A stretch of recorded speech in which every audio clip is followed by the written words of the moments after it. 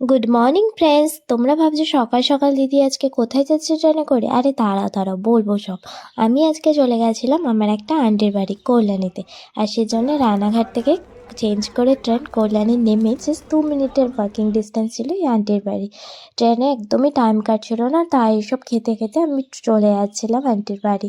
আর দেখো, নামার পরে কিন্তু আঙ্কেল ওয়েট করেছিল। আমি কিন্তু অনেক দিন পরে যাচ্ছি আন্টির বাড়ি, সেজন্যে কিন্তু খুব এক্সাইটেড ছিলাম। আর তারপরে ওখানে নেমে একটু মিষ্টি কিনে নিয়েছিলাম আন্টির বাড়ি যাচ্ছি বলে।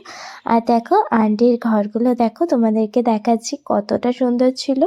আর ডাইনিং রুমে আমরা বসে সবাই মিলে খুব গল্প টল্প করে অনেক খাওয়া দাওয়া করে নিলাম।